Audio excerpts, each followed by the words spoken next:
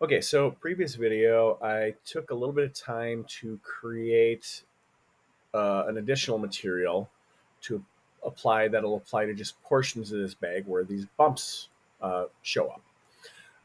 So kind of walking through that quickly.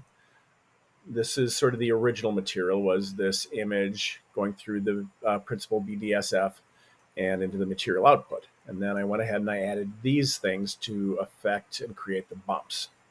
So basically what's happening is I've got this texture coordinate feeding into mapping, a mapping node.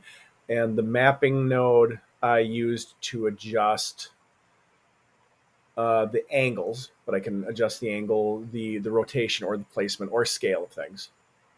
That feeds into this Veroni texture, which a lot of times, initially with no modification shows up as sort of this very splotchy random pattern.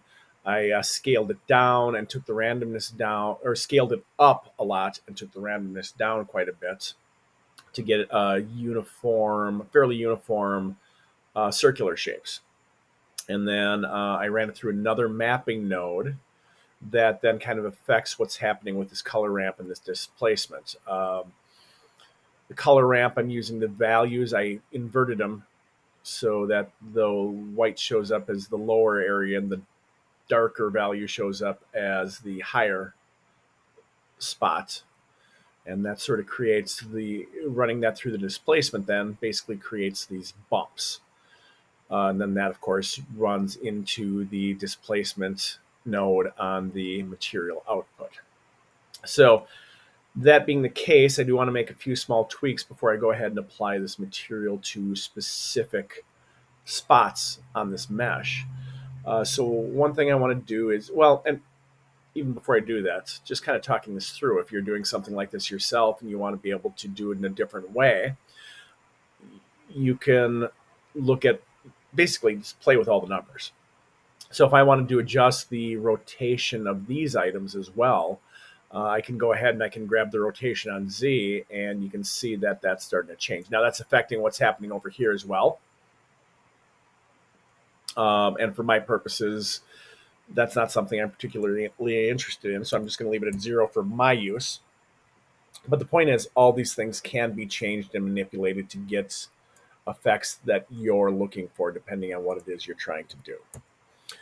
For my purposes, I'm basically interested in the front and rear view because I'm basically going to be applying the texture maybe here. Maybe I might decide to apply it on the side, but I haven't really thought that through yet. And if I do, maybe I'll just create a separate material for that as well. So in this case, I think the one thing I will do, though, is because these are showing up as kind of ovals, is I think I'm going to adjust the scaling on Z a little bit, get it a little bit more circular. The Veroni texture, I think I might scale it up even more. I'm not going to be too shy on that one. Let's just punch in a 50 or so and see what we get. Maybe. I think that can work. So something like that seems all right to me. The randomness, there's barely any randomness anyway. In fact, I almost wonder if I take the randomness up just a little bit more just because.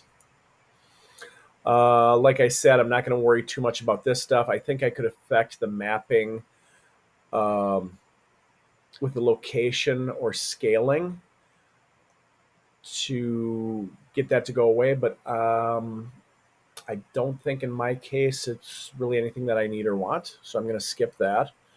I don't think I'm going to make any adjustments on the mapping here. I'm pretty happy with the circles that I'm getting. I might tweak this a little bit more. Well, even there, I guess I'm not too worried about that.